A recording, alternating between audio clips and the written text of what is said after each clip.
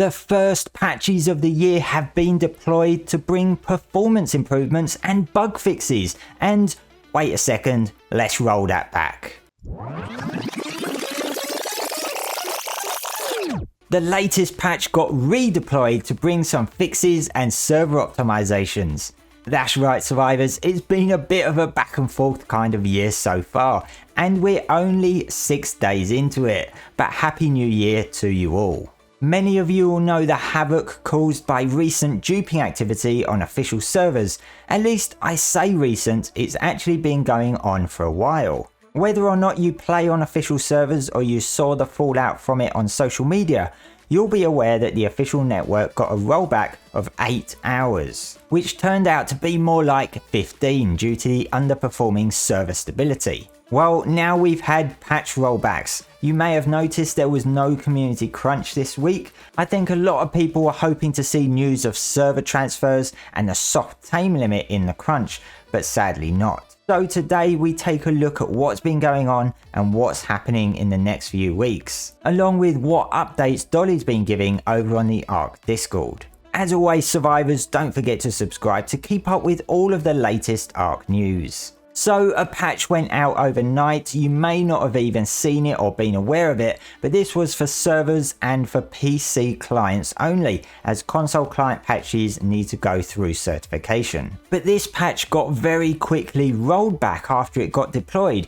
due to new issues that it was causing with tech teleporters. Although this was only a version rollback, not a data rollback, so no data was actually lost. The patch was then re-released several hours later. The fix that caused all the issues was the fixing server stall and player disconnects when teleporting away from a large base. But hopefully in patch 33.28 that should be fixed now, and hopefully the console patch when it eventually comes won't have those issues. They fixed the last death marker from reappearing after relogging if you've already dismissed it.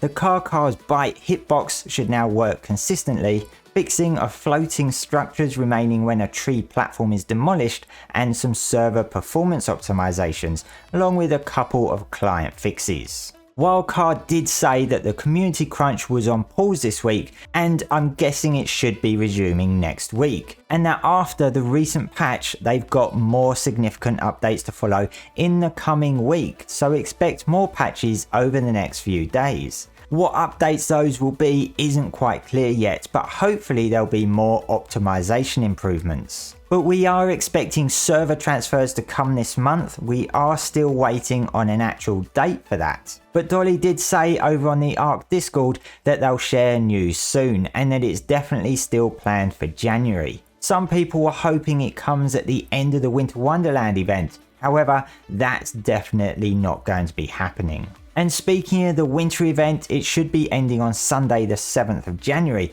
Wildcard have pretty much hinted on the Discord that the event won't be extended even after the big rollback a few days earlier. But next month, hopefully we'll be seeing the Love Evolved event, or quite possibly Love Ascended. And I'm really looking forward to seeing if they've added any new mechanics and stuff like that we saw in the Winter Wonderland event into Love Ascended.